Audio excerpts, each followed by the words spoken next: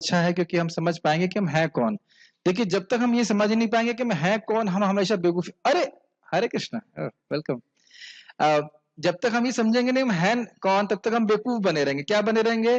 बेवकूफ। और माया हमको बेवकूफ बनाती रहेगी। तो इसलिए बहुत बहुत अच्छा श्लोक है, बहुत इंस्पिरेशनल श्लोक है। हम समझें कि हम कौन है, तो ये बहुत इंपॉर्टेंट है। हम लोग सुनते हैं कि हम शरीर नहीं आत्मा है, लेकिन ये आत्मा का पूर्ण परिचय नहीं है। तो पूर्ण परिचय आत्मा का भगवान के संबंध में है। तो भगवान के संबंध में हम आत्मा का परिचय आज देखेंगे। सबके पास श्लोक है? फोन होगा, एक फोन यूज कर सकते हैं। अच्छा। भगवद गीता 15वां अध्याय श्लोक क्रमांक 7।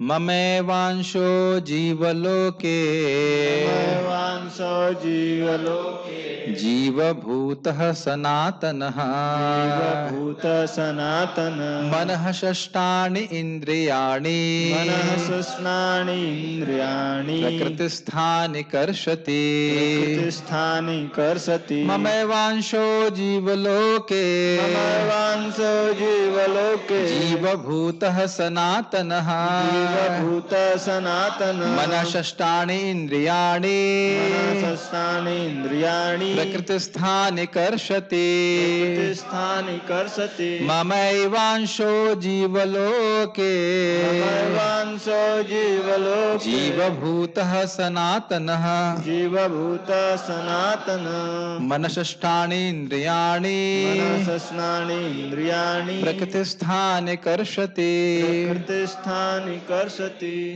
बोलिए, बोलना चाहिए। ममैवांशो जीवलोके ममैवांशो जीवलोके जीवभूतः सनातनः जीवभूतः सनातनः मनः षष्ठानि इन्द्रियाणि मनः षष्ठानि इन्द्रियाणि प्रकृतिस्थानि कर्षति प्रकृतिस्थानि कर्षति। श्लोकों को देखिए, शब्द का अर्थ देखिए। मम एव अंशो, मेरे ही अंश हैं। इसका अर्थ क्या हुआ? ही का मतलब है किसी और के अंश नहीं है। ये समझ में आ गया? जीव लोके, इस बद्ध जगत में, भौतिक जगत में, जीव भूत। देखिए, दो प्रकार के जीव हैं, एक है जीव भूत और एक होता है ब्रह्म भूत। तो जीव भूत मतलब जो बद्ध जीव है, जो इस शरीर से आसक्त है, और ब्रह्म भूत मतलब जो मुक्त जीव है। तो यहां कह रहे हैं जीव लोक के इस भौतिक जगत में जीव भूत सनातना, जितने भी बद्ध जीव हैं वो सब मेरे ही सनातन अंश हैं। ये लाइन समझ में आ रही? पहले मनश, और क्या कर रहे हैं? वो कह रहे हैं मन षष्ठानि इंद्रियाणि, मन को लेकर के 6 इंद्रियों को एक श्रृंखला, जैसे बेड़ी समझते हैं आप लोग? श्रृंखला मतलब तो बेड़ी, जंजीर, उस तरह से इन इंद्रियों और मन को ढो रहे हैं। कहां ढो रहे हैं? कह रहे हैं प्रकृति स्थानी कर्षति, प्रकृति में स्थित होकर, इस भौतिक जगत में स्थित होकर। अच्छा, 6 इंद्रिय कौन कौन सी हैं जरा समझ लेते हैं। चाहिए 5 ज्ञान इंद्रियां और 1 मन, यानी कि आंख, कान, जिह्वा, नासिका और त्वचा, ये 5 ज्ञानेंद्रिय हैं और मन। अब यह क्यों कह रहे हैं खींच रहे हैं? क्योंकि आप जानते हो ये जीव के कंट्रोल में होती नहीं है। ये हर जो इंद्रिय है वह है अपने भोग की तरफ भागती रहती है। तो इस कारण से हमको संघर्ष करना पड़ता है। समझ में आ रहा है ना क्यों संघर्ष करना पड़ता? आवाज आ रही है ठीक से? ठीक। श्लोक बहुत इंपॉर्टेंट है, तो हम लोग अब आगे इसका पढ़ते हैं। अनुवाद समझ में आ रहा है? भगवान कह रहे हैं कि जितने भी जीव हैं इस जगत में, बद्ध जीव, वह उनके ही अंश हैं और सनातन रूप से अंश हैं। इसके बाद मैं बताना भूल गया, सनातन मतलब शाश्वत। ऐसा नहीं था कि पहले वो अंश नहीं थे और अब अंश बन गए हैं, या ऐसा नहीं है कि अब अंश है और आगे अंश नहीं रहेंगे। बातें समझ में आ रही? सनातन का मतलब ऐसा कोई समय नहीं था कि हम भगवान के अंश ना रहे हों, और ऐसा कोई समय नहीं आएगा कि हम भगवान के अंश नहीं रहेंगे। इसकी व्याख्या अभी टीका में आएगी तो आप क्लियर हो जाएगा। यानी कि ऐसा नहीं सोचना चाहिए कि पहले एक ब्रह्म था, एक लाइट थी, उसे कट करके जीव बने हैं, और उसके बाद अब जीव जो है जब मुक्त हो जाएंगे तो फिर उस रोशनी में मिल जाएंगे। ये धारणा नहीं होनी चाहिए। सनातन का मतलब है कि जीव का अस्तित्व हमेशा से है, मध्यावस्था में भी है और मुक्त अवस्था में भी रहेगा। इसको भगवान ने गीता में पहले भी बताया था, नात्वे वाहम जातु नासम न त्वम नेमे जनाधिपः न चैव न भविष्यामः सर्वे वयमतः परम। ऐसा कोई समय नहीं था हे अर्जुन कि मैं नहीं था, तुम नहीं थे और ये राजा नहीं थे, और ऐसा कोई समय नहीं है कि मैं नहीं रहूंगा कि तुम नहीं रहोगे, ये राजा नहीं रहेंगे। समझ रहे हैं ना मेरी बात? तो सनातन शब्द बहुत महत्वपूर्ण है। ठीक, अनुवाद देख रहे हैं। इस बद्ध जगत में सारे जीव मेरे शाश्वत अंश हैं। बद्ध जीवन के कारण वे छह इंद्रियों से घोर संघर्ष कर रहे हैं, जिसमें मन भी सम्मिलित है। इससे पहले कि हम टीका में जाएं, एक बहुत प्रैक्टिकल एप्लीकेशन है। हमें लोगों से कैसे संबंध जोड़ना चाहिए? कैसे जोड़ना चाहिए? यह जोड़ना चाहिए इस प्रकार से कि मैं भी भगवान का सेवक हूं और यह व्यक्ति भी भगवान का सेवक है। समझ में आ रही बात? तो मैं कैसे इस व्यक्ति को, जो भी आपके सामने आ रहा है, मैं किस प्रकार से उसे कृष्ण की ओर और उन्मुख कर सकूं, मदद कर सकूं। क्या मेरी बात है समझ में आ रही है? जब हम अपना संबंध भगवान से नहीं देखते हैं तो हम क्या सोचते हैं, इस व्यक्ति के द्वारा मुझे कैसे इंद्रिय तृप्ति प्राप्त हो जाए, इस व्यक्ति का मैं कैसे शोषण कर लूं, यही तो सोचते हैं, चाहे हम बोले नहीं। ये बात क्लियर हो रही है? तो जब हम ये समझें कि मैं भगवान का अंश हूं, मुझे इस जगह से कोई मतलब नहीं है, मैं इसका हूं नहीं, और ये मेरे सामने एक व्यक्ति आए, उसकी ड्रेस चाहे कुछ भी हो, स्त्री की हो, पुरुष की हो, गरीब की हो, अमीर की हो, वह भी भगवान कृष्ण का उतना ही अंश है जितना कि मैं हूं। Does it make sense? तो हमारा एक ही बिजनेस है कि जो भी हमारे सामने आए, जारे देखो तारे कहो कृष्ण उपदेश, सीधी सीधी बात।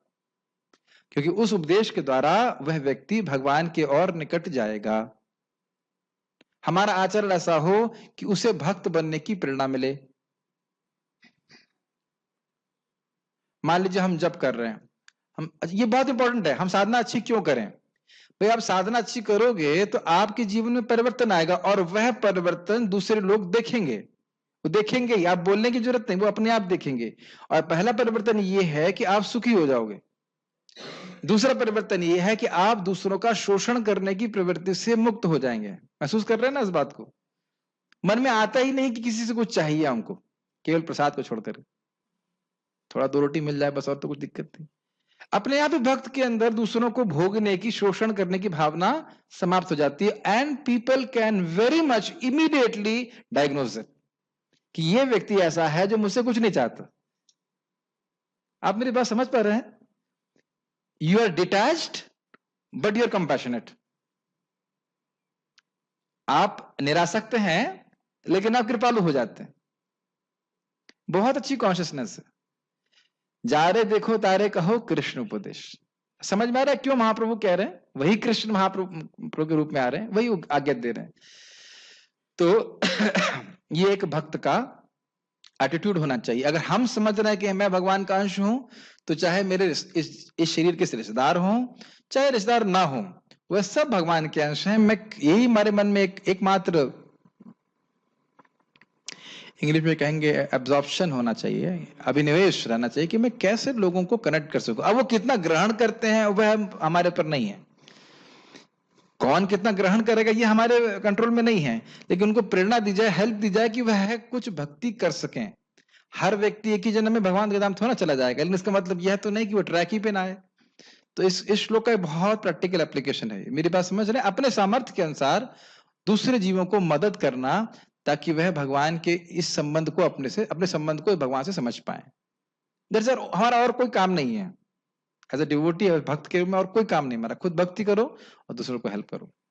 गीता भूषण टीका लिंक बता रहे हैं, वह कौन सा जीव है जो शरणागति की प्रक्रिया के द्वारा आपकी प्राप्ति करता है? भाई पिछले श्लोक से पिछले वाले में क्या बोला था? जो कौन योग्य व्यक्ति है जो भगवान के धाम जाएगा। फिर कल वाले में बताया कि भगवान का धाम है कैसा। तब प्रश्न यह है कि वह कौन सा जीव है, कौन है जो जाएगा। तो उस जीव की व्याख्या यहाँ पे कर रहे हैं कि जी वो है कौन, जो भगवान का ही अंश है। ऐसा कोई और कहीं से इंपोर्ट नहीं किया जा रहा है, भगवान का ही अंश है। भगवान का शरणागत होगा तो भगवान के पास चला जाएगा। वह जीव मुझ परमेश्वर का ही अंश है, ना कि ब्रह्मा जी का और ना ही शिव जी का, जो ईश्वर तो हैं परंतु परम नहीं है। बहुत सुंदर है। आप ये लाइन समझ पा रहे हैं? बहुत ही अच्छी लाइन है। पहला पॉइंट क्या है कि हमारे पिताजी कौन है? अगर मैं कहूं समुद्र तेरे बाप का मंदिर है तो क्या बोलेंगे? हाँ समझ रहे? कभी कभी भक्त में झगड़ा करते हैं, क्यों भाई तेरे बाप का मंदिर है? हाँ हाँ हमारे बाप का ही तो मंदिर है, कृष्ण का मंदिर है, इजंट इट? शिव जी का बोले तो कहेगा तुम्हारे बाप का मंदिर है, नहीं ताऊ जी का मंदिर है चाचा जी का मंदिर है क्योंकि शिव जी ऑलमोस्ट विष्णु है, तो चाचा जी का मंदिर है, लेकिन पिताजी का मंदिर नहीं। पिताजी का मंदिर यहाँ है। क्यों? अपने बाप का घर समझ रखा है। हाँ बाप के घर में। तो हम सब लोग जो है छोटे भाई बहन बड़े हो सकते हैं, एक्चुअली वो छोटे बड़े भी नहीं, सभी लोग बराबर हैं। हाँ कुछ लोग उन्नत चेतना में हैं, कुछ लोग निम्न चेतना में। मैं एक भक्त को बोल रहा था, वो एक भक्त के भाई हैं, तो उनके भैया उनकी ट्यूशन की फीस देते हैं 10,000 रुपए कुछ। हमने कहा क्यों देते हैं? क्योंकि वो देख रहे हैं कि भाई मेरा जॉब लग गया है, मैं सेटल हो गया हूं, तो मेरे भाई की मदद भी मुझे करनी चाहिए, तो वह भी सेटल हो जाए। बात लौकिक है, लेकिन बात बहुत सिंपल है। जब कोई व्यक्ति भक्त बना है और जैसे जैसे प्रगति करता है, तो अपना संबंध भगवान से देखता है, अनुभव करता है भक्ति करके मैं कितना सुखी हुआ हूं, तो अब वह दिख रहा है अन्य लोग भी तो भगवान के भक्त हैं, अन्य भी तो भगवान के सेवक हैं, उनकी भी तो मदद करनी चाहिए। तब आप सच्चे भक्त बनना शुरू हुए। और जो कोई कहे हम अपना ही अपना भजन कर रहे हैं, तो अभी वह पूरी तरह प्रगतिशील नहीं हुआ है। उसे दिख नहीं रहा है कि वो अपना संबंध पूरी तरह से भगवान से नहीं देख पा रहा है। Does it make sense? तो भगवान के इसमें क्या पहले चीज सीख रहे हैं कि कृष्ण के अंश हैं, कृष्ण ही एकमात्र पिताजी हैं। ठीक?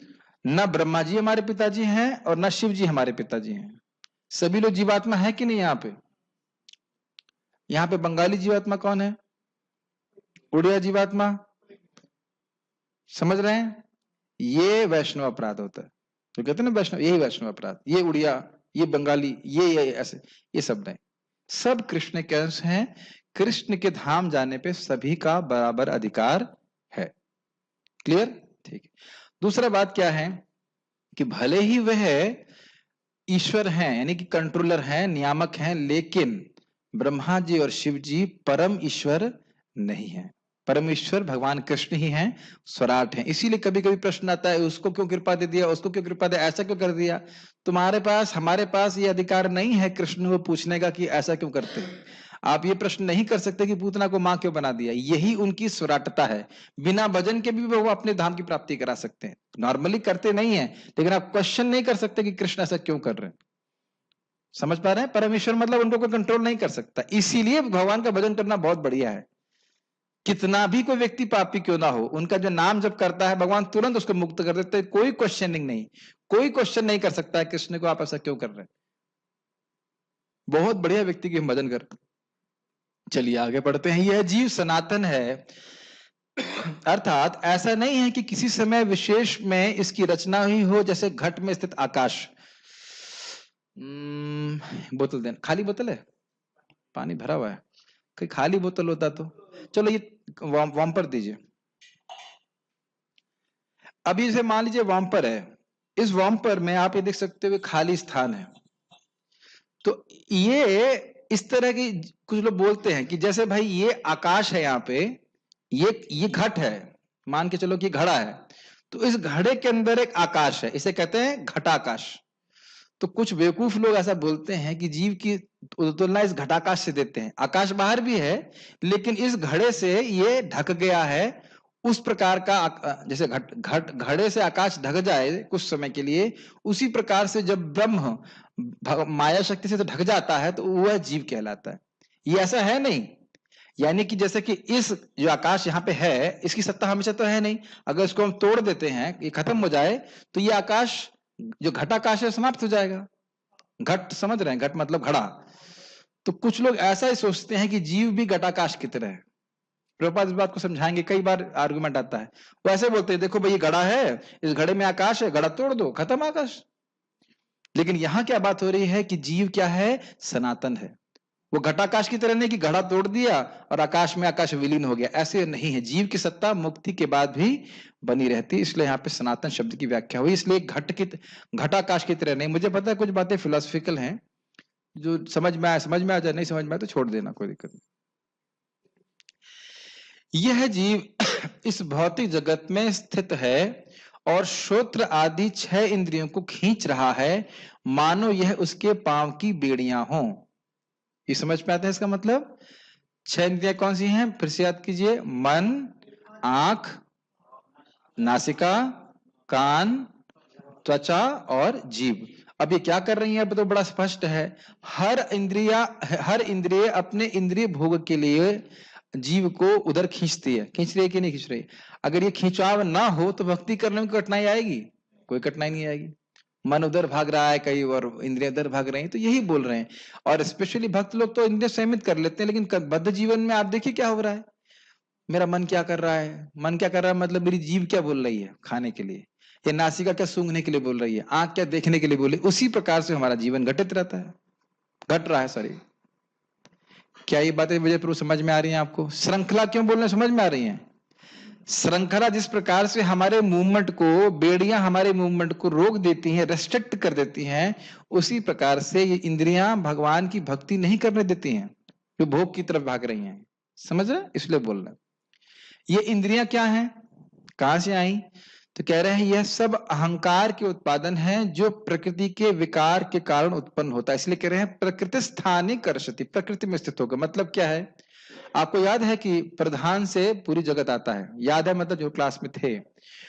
अब उसमें भगवान का दृष्टिपात होता है, काल शक्ति, अजीव शक्ति, उससे बनता है महतत्व।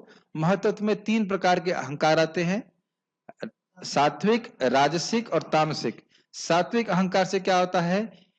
मन की उत्पत्ति होती है और देवताओं की उत्पत्ति होती है। तो मन की उत्पत्ति अहंकार से हुई कि नहीं? समझ में आ गया? और राजसिक अहंकार से हमारी इंद्रियों की उत्पत्ति होती है। याद आ रहा है ना? इनका नाम क्या है आपका? उद्धव प्रभु। याद है आपको?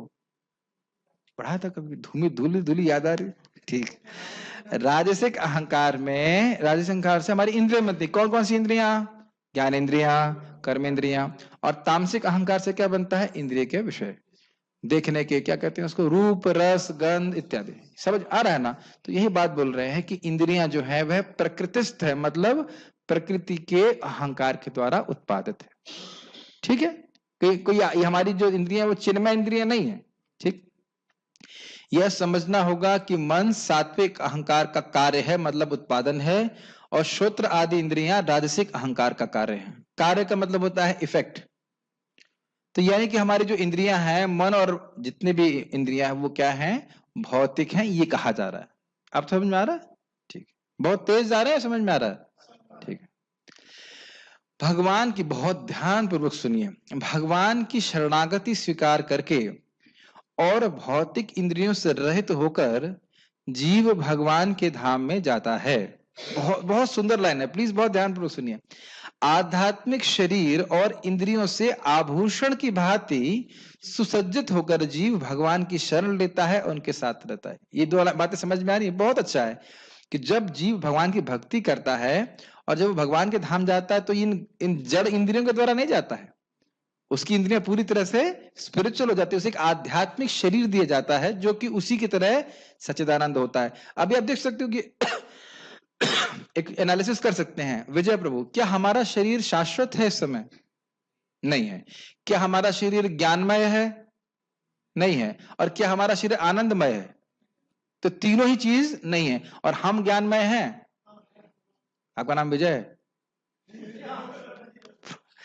क्या हम लोग ज्ञानमय हैं? आत्मा, आप आत्मा हो ना? हाँ ठीक।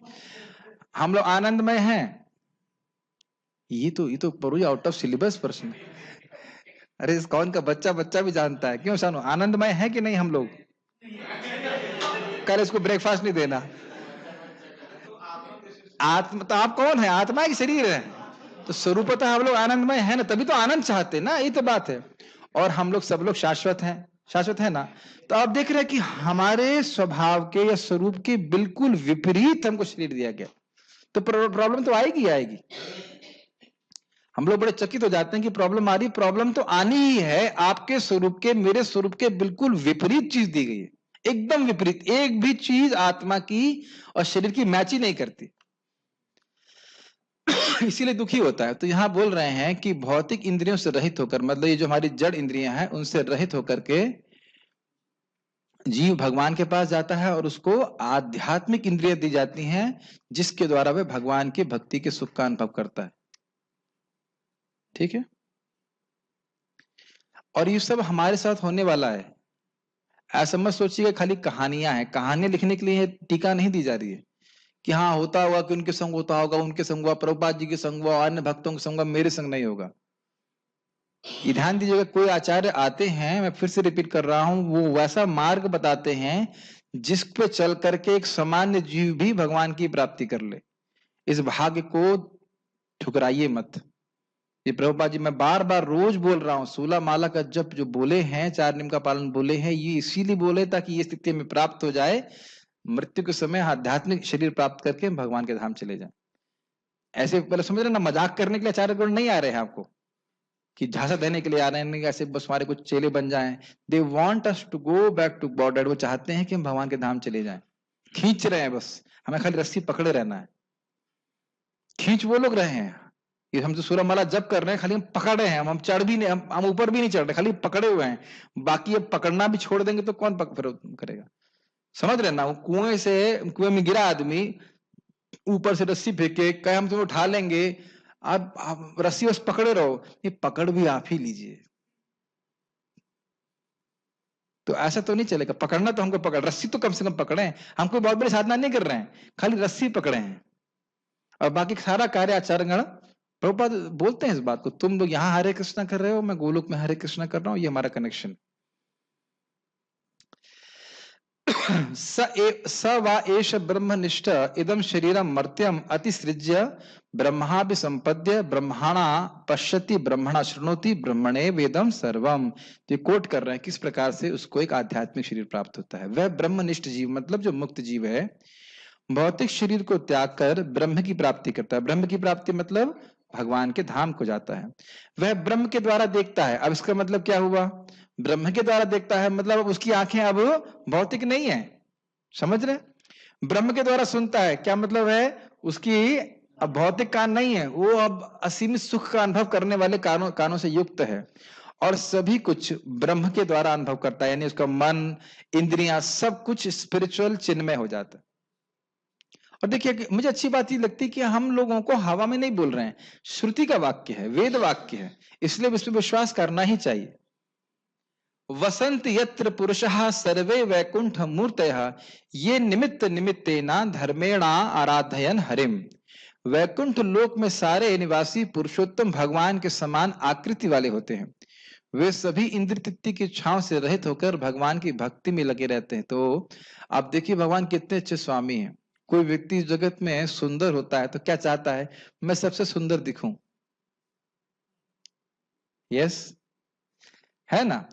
लेकिन भगवान सबसे सुंदर हैं, लेकिन अपने रूप को अपने दासों को भी दे रखा है। अभी फिर बृहद भागवतामृत की बात आती है, वैकुंठ में गोप कुमार जाते हैं और वैकुंठ के जस्ट मतलब जो उनको लेके गए थे, कहते हैं अभी हम भगवान को बता के आते हैं आपको, आपके बारे में, आप यहाँ वेट कीजिए। तो इतने में अन्य पार्षद भगवान से मिलने आते हैं और वो भगवान एकदम भगवान जैसे लगते हैं, तो वो उनको प्रणाम करते हैं, वो सोचते यही भगवान है, प्रणाम करते हैं और उनको कहते हैं भगवान की जय हो, भगवान की जय। कहते नहीं नहीं नहीं नहीं नहीं, हम तो सेवक है, ऐसा मत बोलिए, हम तो सेवक है, हम लोग भगवान नहीं है। फिर जब वो आगे जाके देखते हैं कि भगवान के यहाँ पे वक्षस्थल पे ये कौस्तुभ मणि और शिरवस्त्र का चिन्ह है, ऐसे करके फिर और भगवान की सुंदरता देखते हैं। तो भगवान कितने अच्छे स्वामी हैं कि अपने खुद के स्वरूप को अपने दासों को देके रखते हैं। ऐसे ही फिर उसके आगे जाकर अयोध्या जाते हैं तो वहां शत्रुघ्न को देखते हैं। शत्रुघ्न जो है भरत जी के, हाँ शत्रुघ्न भरत जी के संग, तो वहां भी प्रणाम करना चालू कर देते हैं, अरे आप ही भगवान है, आप ही भगवान है। फिर वो कहते हैं नहीं नहीं नहीं नहीं नहीं, मैं भगवान नहीं, मैं तो सेवक हूँ। तो फिर आगे जाकर भगवान श्री राम से मिलते हैं। तो कहने का अर्थ ये है कि भगवान बड़े उदार हैं, वो ये नहीं चाहते कि बस मैं ही सुंदर दिखूं, मेरे सेवक सुंदर ना दिखे। तो यहाँ पे से कहने का क्या अर्थ है? कहने का अर्थ यह है, क्यों कोट किया गया है कि भगवान अपने ही समान सुंदर दिव्य चिन्मय शरीर अपने सेवक को देते हैं ताकि वह उस चिन्मय शरीर से, आध्यात्मिक शरीर से उनकी सेवा कर सके। इसी के लिए मानव जीवन है, नौकरी करने के लिए नहीं है। लेकिन अब समझ में नहीं आता लोगों को, 2 4 5 10 हजार 20 हजार के लिए आदमी कितना मेहनत कर रहा है। कोई बात नहीं, करो, इस जन्म में समझ में नहीं आएगा, इस जन्म में समझना शुरू करेंगे, हो सकता है अगले जन्म तक समझ में आ जाए। और नहीं तो अगला जन्म भी तो है। क्या कहते हैं, आज करे सो कल कर और कल करे सो परसों, ऐसी जल्दी क्या पड़ी जब जीना है बरसों। देखो आपने बोला नहीं जीव सनातन है, तो है बहुत टाइम है, क्या दिक्कत है, भजन करेंगे आराम से, इतनी जल्दी भगवान के नाम जाने की क्या जरूरत है। चलिए, कटाक्ष करना मेरा स्टाइल है। भगवत संकल्प से सिद्ध जीव एक चिद विग्रह प्राप्त करता है। बहुत सुंदर बात है, बहुत सुंदर बात है, कि लाइन बहुत सुंदर है कि ये आध्यात्मिक शरीर कैसे प्राप्त होता है जीव को, भगवत संकल्प से, भगवान के संकल्प से। जब कोई, देखिए बहुत अच्छी बात है, अभी मैं रेफरेंस तुरंत नहीं दे सकता, लेकिन बहुत सुंदर बात है कि जैसे ही कोई व्यक्ति भक्ति करना शुरू करता है, भगवान के हृदय में संकल्प तुरंत आ जाता है कि इस व्यक्ति को मुझे निर्गुण बनाना है और अपने पास लेके आना है।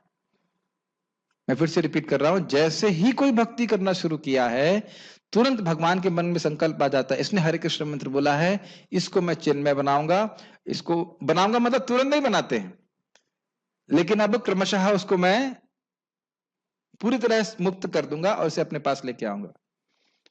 समय लग सकता है, उसकी खुद की भक्ति पे भी निर्भर करता है, लेकिन संकल्प भगवान का है।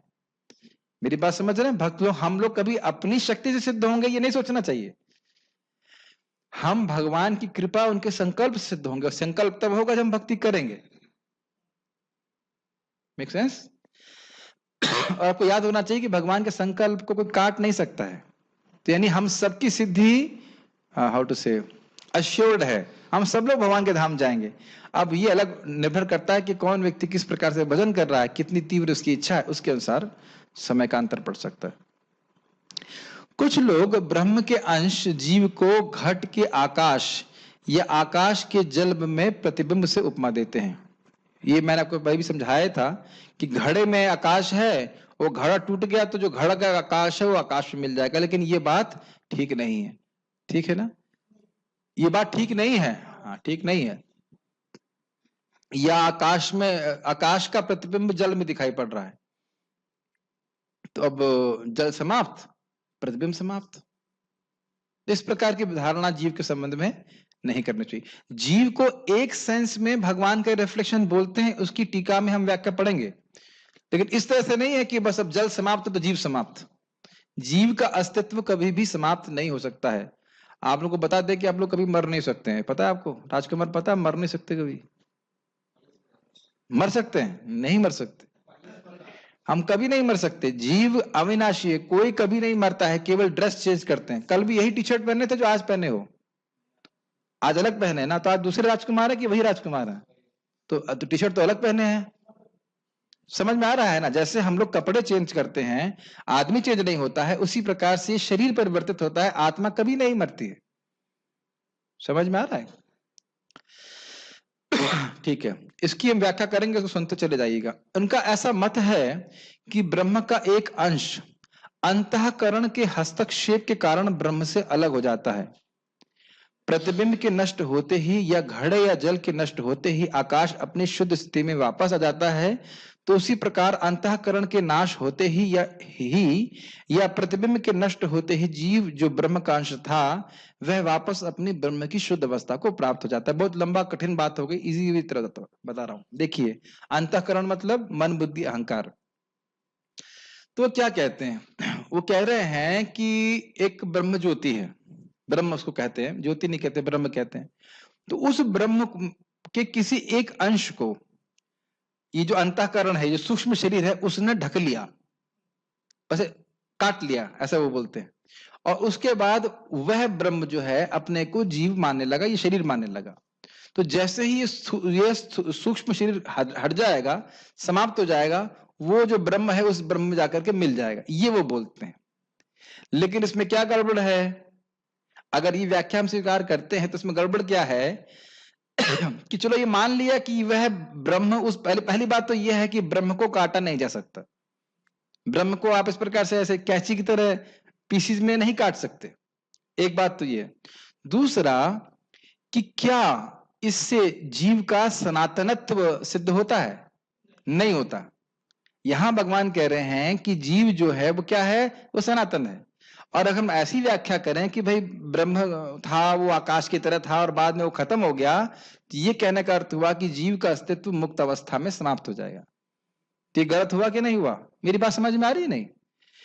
पर आप कह रहे हो कि भाई आकाश है, आकाश का प्रतिबिंब जो है जल में दिख रहा है, तो जल समाप्त तो प्रतिबिंब समाप्त, तो वहां पे भी जीव की सत्ता समाप्त होने का बोध हो रहा है, तो इसलिए दोनों ही एक्सप्लेनेशन गलत हैं।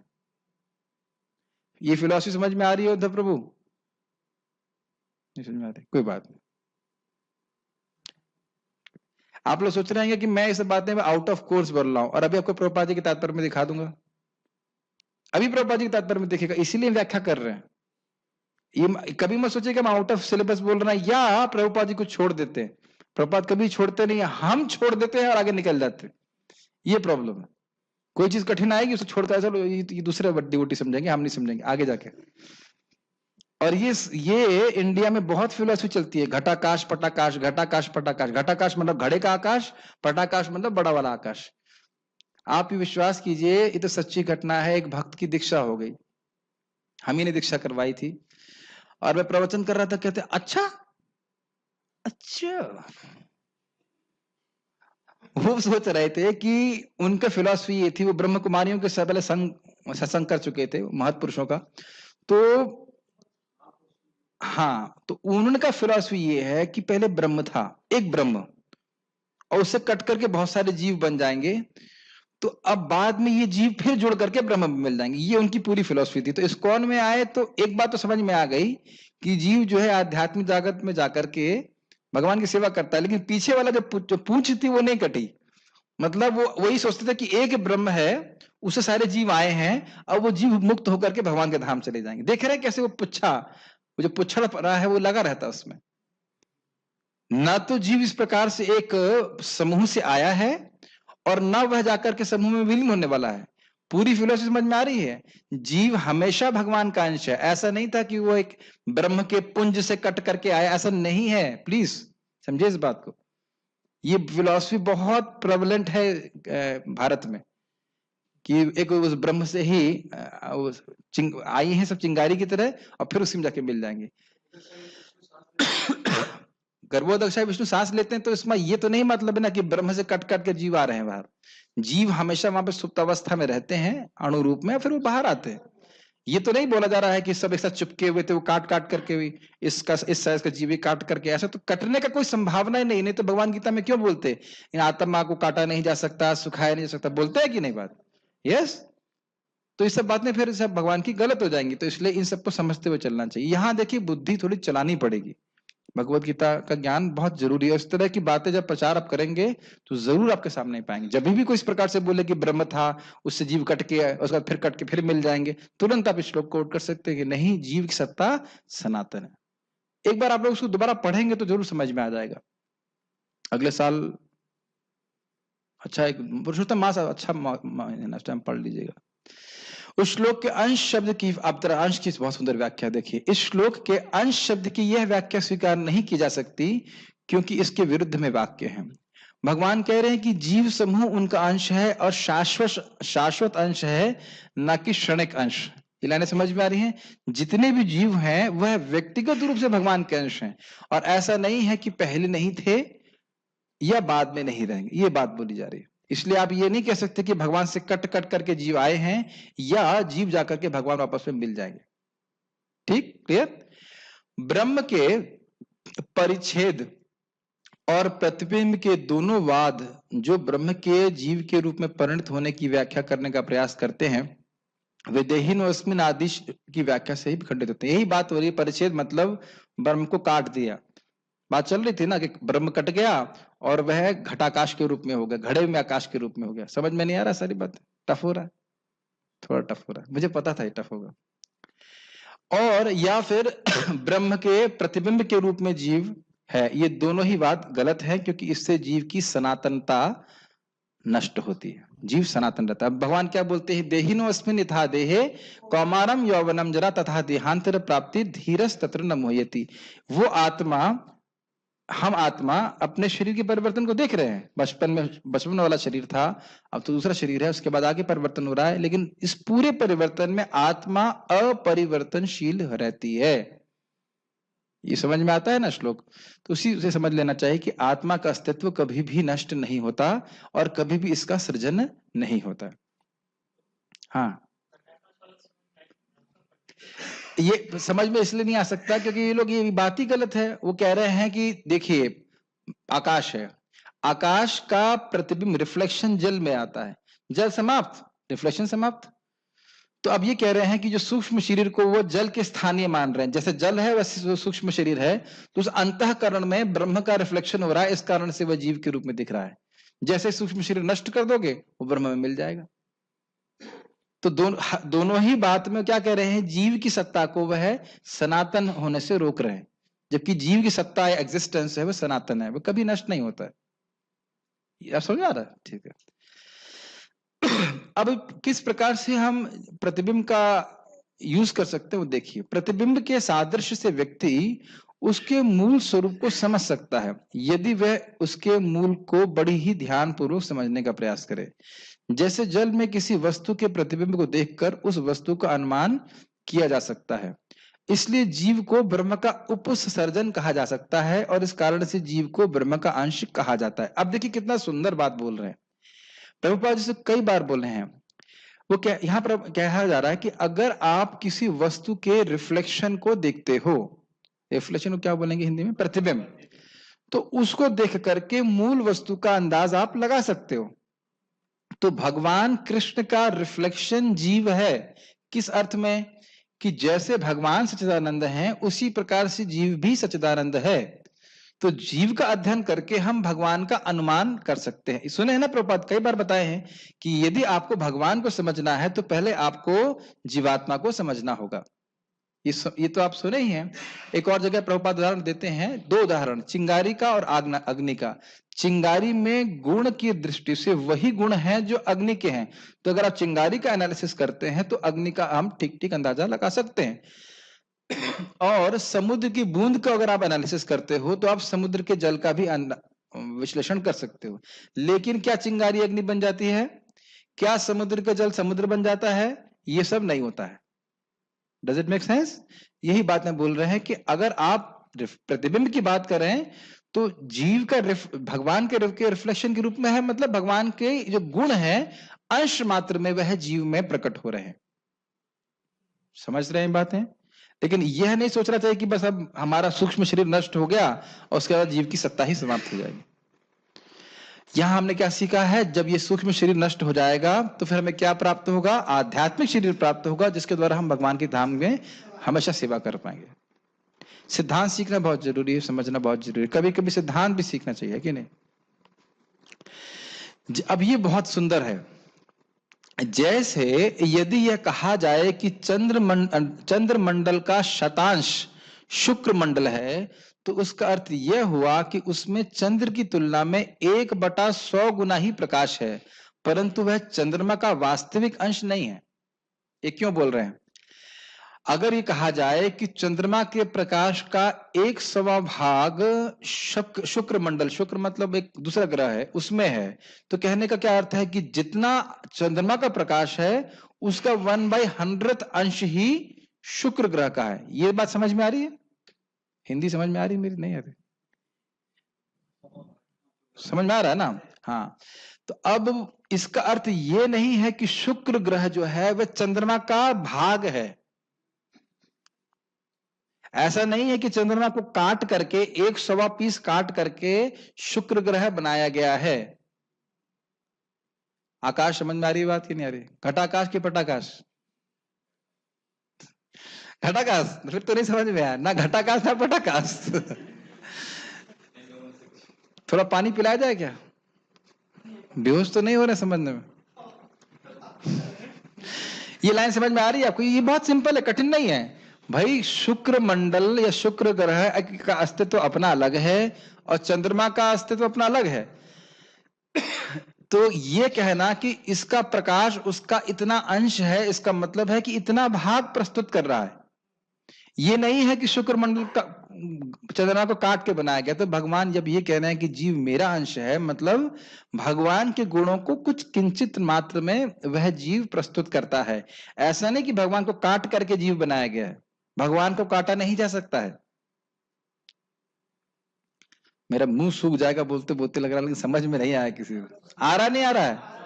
आ रहा है ना? अंश कहने का मतलब समझ रहे हैं, भगवान के गुणों का कुछ अंश का प्रकाशन जीव करता है। समझे ना, समुद्र के सारे गुणों को एक बूंद में नहीं कर सकते, लेकिन कुछ गुणों का अंश उस समुद्र की बूंद में आता है। यस प्रभु। प्रभु जी, इससे तो ये समझ आता है कि मतलब हम भगवान से अलग नहीं हुए हैं, यही कहा जा रहा है ना? अलग नहीं हुए हैं मतलब भगवान को काट काट करके जीव नहीं बनाया गया है। जीव की सत्ता हमेशा है और भगवान की सत्ता हमेशा है, लेकिन जीव में भगवान के कुछ गुण होते हैं, इसलिए उनको भगवान का अंश कहा जा रहा है। प्रभु जी, एक चीज देखी जाए, जैसे भगवान अनंत है, इन्फानाइट है, अगर इन्फानाइट में से कुछ निकाला जाए तो फिर भी वो इन्फानाइट। अरे बाबा, लेकिन आप ये कह नहीं सकते कि कुछ निकाला जाए, क्योंकि कभी कुछ निकाला जाता नहीं है। आप ये एज्यूम कर रहे हो कि इन्फानाइट से कुछ निकालेंगे तो इन्फानाइट रहेगा, लेकिन आप वहां पे फिर ये कह रहे हैं कि भगवान को काटा जा सकता है। ऐसा कहीं वर्णन नहीं है कि काट काट करके भगवान जीव के रूप में हुए, ऐसा कभी नहीं है। ये वेदांत सूत्र में स्पष्ट लिखा गया है कि जीव और भगवान दोनों ही शाश्वत है, इसीलिए भगवान बोल रहे हैं सनातन। देखिए, आप उदाहरण तब दे सकते हैं जब सिद्धांत स्थापित हो, सिद्धांत को समझाने के लिए। सिद्धांत स्थापित करने के उदाहरण नहीं दे सकते आप। ये आपकी बात सही कि भगवान से बहुत कुछ चीजें आती हैं, भगवान भगवान ही रहते हैं, लेकिन यह नहीं बोला जा रहा है कभी कि जीव भगवान को काट काट करके जीव बनाए गए हैं। ये कभी नहीं बोला जा रहा। ये इन लोगों की अपनी एक धारणा है मायावादियों को। पता है क्यों? आप जानते हैं क्यों? क्योंकि कुछ लोग चाहते हैं कि वो भगवान बन जाएं, तो उन्हें कन्विंस करने के लिए वो बोलते हैं कि बस अब आपको अपनी अज्ञान नष्ट करना है, उसके बाद घटापकाश पटाकाश, आप ही आकाश है, आप ही ब्रह्म है। ठीक है। हाँ, ये समझ में अंश वाला बात क्या बोल रहे हैं? अंश होने का अर्थ है कि एक वास्तविक वस्तु किसी विशेष स्थान पर रहती है। ब्रह्म शक्तिमान है और उसकी शक्ति भी वास्तविक है, यानी कि जीव भी वास्तविक है। ऐसा नहीं कि खाली एक ब्रह्म है कि जीव है, वाकई जीव है। और वह ब्रह्म यानी परब्रह्म यानी भगवान कृष्ण की शक्ति, वो भगवान है और जीव है, और इन दोनों की सत्ता एग्जिस्टेंस हमेशा बनी रहती। ब्रह्म की शक्ति जीव है, इसको भगवान के पहले के वाक्य से समझा जा सकता है। यथा इतस्तु अन्याम प्रकृति विद्धि में पराम जीव भूताम। ये जितने भी जीव हैं ये भगवान की उत्कृष्ट प्रकृति है, इनको जीव जानो। ये 7.5 में बोले थे ना भगवान कि ये जो भूमि रपन अलो वायु खम मनो बुद्धि रे बचा, ये सब जड़ प्रकृति है, और इससे परा प्रकृति कौन सी है? जीव भूत। अभी मेरे अंश है, मेरी प्रकृति है, परा प्रकृति। यस। तो यानी यहाँ पे क्या कह रहे हैं कि जीव भगवान की शक्ति है, भगवान का अंश है, मतलब भगवान के कुछ गुण उसमें प्रकाशित हो रहे हैं, उसकी सत्ता हमेशा रहती है और भगवान की सत्ता हमेशा रहती है। ये बात समझ में आ रही है? ऐसा कभी नहीं है कि वो मिलने वाले हैं। क्या प्रश्न है? अरे भाई, बात में मायावाद और ब्रह्मवाद में क्या अंतर है? देखिए, ब्रह्मवाद में एक दार्शनिक ब्रह्म का चिंतन करता है, निर्विशेष ब्रह्म का, लेकिन वो भगवान कृष्ण के बारे में कुछ नहीं बोलता। लेकिन मायावादी क्या बोलते हैं? वो कहते हैं कि जब भगवान कृष्ण यहाँ पे आते हैं तो वो कौन है? वो जो ब्रह्म है वह सतोगुण का संग करता है, और उस कारण से अब वह कृष्ण के रूप में प्रकट होता है। तो ऐसा लग रहा है वो कृष्ण का गुणगान कर रहे हैं, लेकिन क्या गुणगान है? ये नितांत अपराध है भगवान के प्रति। भगवान जब यहाँ पे आते हैं तो अपने चिन्मय विग्रह को अपनी इच्छा से प्रकट करते हैं। आपको पता है ना, स्वप्रकाश विग्रह, कल बात हुआ था। जैसे सूर्य अपनी शक्ति से प्रकट करता है, ऐसा नहीं कि कोई कहे कि भाई देखो सूर्य जब आता है तो यहाँ जो हमारा बड़ा वाला पावर हाउस है ना, वहां से हम करंट भेजते हैं, तो ये अपराध होगा ना सूरज के प्रति, है ना अपराध? सूर्य तो अपनी शक्ति से प्रस्तुत हो रहा है।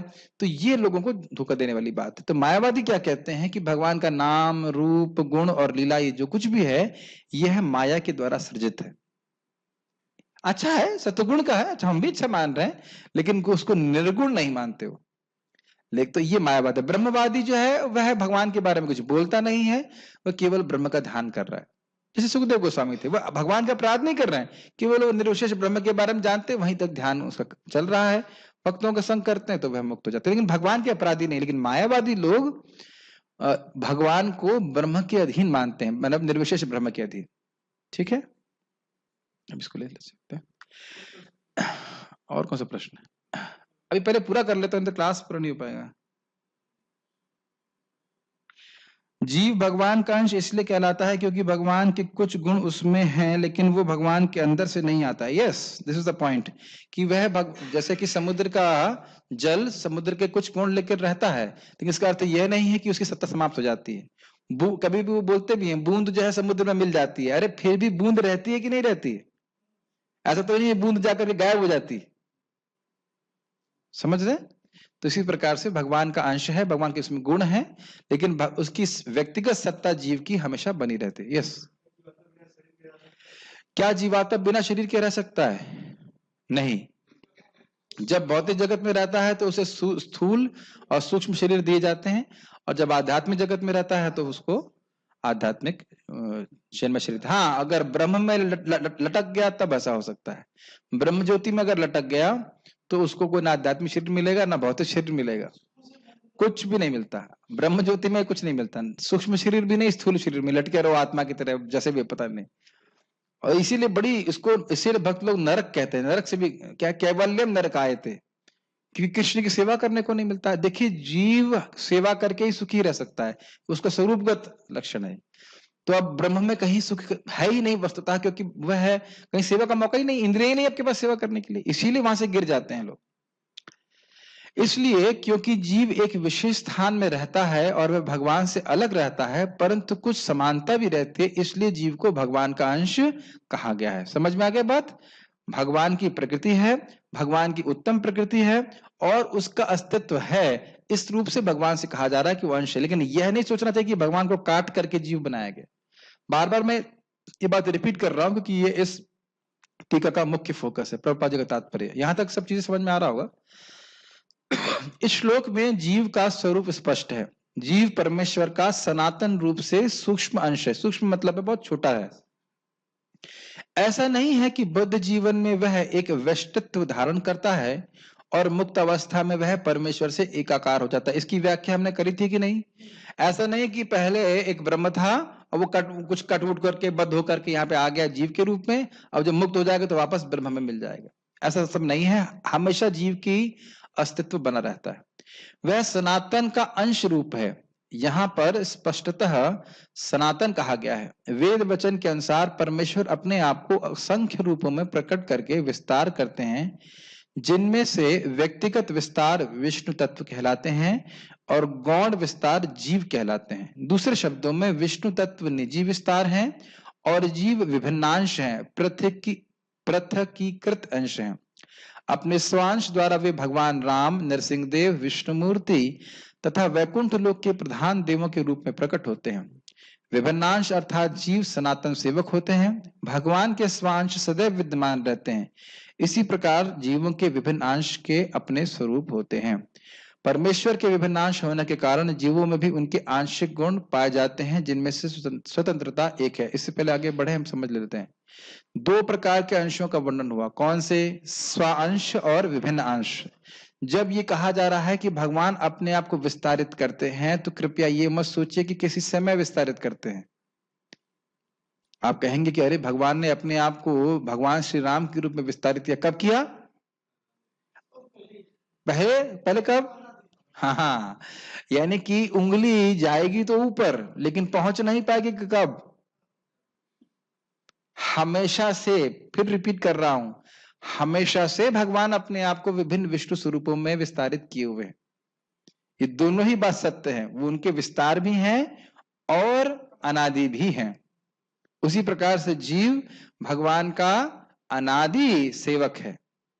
अनादि काल से वह भगवान का ही अंश है, लेकिन आप ये नहीं कह सकते कि जीव कभी किसी समय भगवान से आया हो। ये बात समझ में आ रही है? अच्छा, इन दोनों के अर्थ को समझ लेना चाहिए। स्व अंश का अर्थ क्या होता है?